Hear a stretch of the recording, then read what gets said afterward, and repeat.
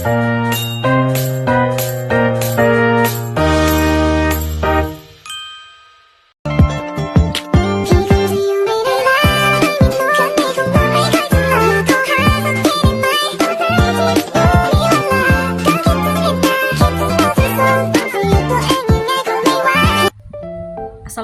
warahmatullahi wabarakatuh.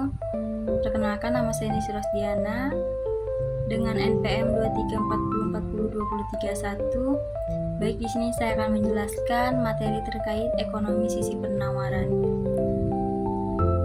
Yang pertama yaitu pendekatan sisi penawaran. Pendekatan sisi penawaran merupakan salah satu konsep penting dalam ekonomi moneter yang menekankan bahwa output suatu negara sangat ditentukan oleh kapasitas produksinya, bukan oleh besarnya permintaan yang ada di pasar.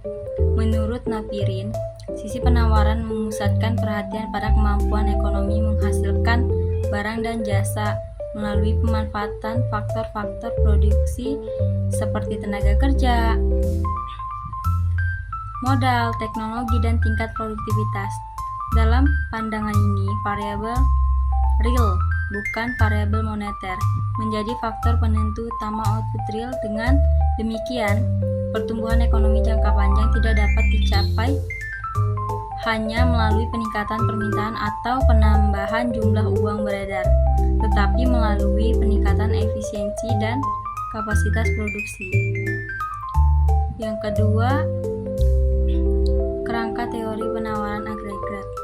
Dalam kerangka teori penawaran agregat, Napirin membedakan antara jangka panjang dan jangka pendek.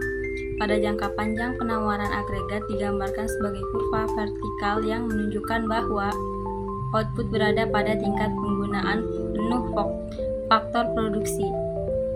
Output jangka panjang ini bersifat independen dari perubahan tingkat harga, yang berarti bahwa kebijakan moneter tidak dapat menaikkan output real dalam jangka panjang.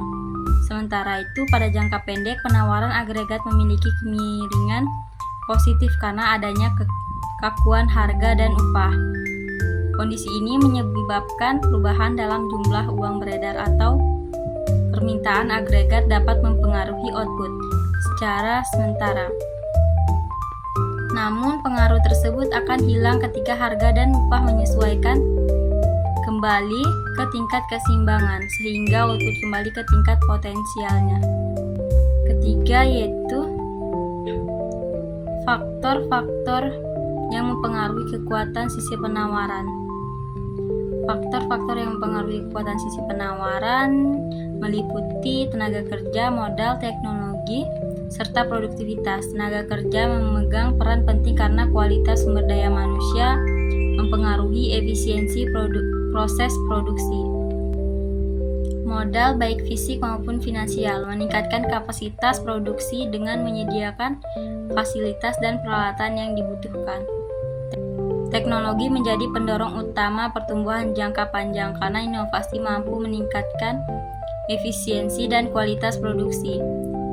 Produktivitas menjadi indikator penting yang mencerminkan kemampuan ekonomi memanfaatkan sumber daya secara efektif.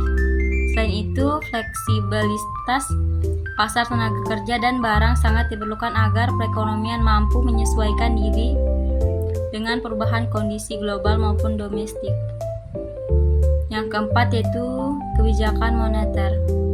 Dalam perspektif sisi penawaran, kebijakan moneter ini dalam perspektif sisi penawaran tidak hanya bersifat meningkatkan output potensial secara langsung. Dalam jangka panjang, kebijakan moneter hanya akan berpengaruh pada variabel nominal seperti tingkat harga, sedangkan output real tetap ditentukan oleh faktor produksi. Namun, kebijakan moneter tetap memiliki peran penting sebagai pendukung pertumbuhan ekonomi dengan menjaga stabilitas harga dan menciptakan iklim moneter yang kondusif. Kebijakan moneter dapat mendorong kepercayaan pelaku usaha untuk berinvestasi. Investasi yang meningkat akan memperluas modal dan pada akhirnya memperkuat kapasitas produksi. Dengan demikian, meskipun kebijakan moneter tidak mengubah output potensial secara langsung, stabilitas yang diciptakannya memberikan landasan yang kuat bagi penguatan sisi penawaran. Yang kelima yaitu implikasi dari pendekatan sisi penawaran.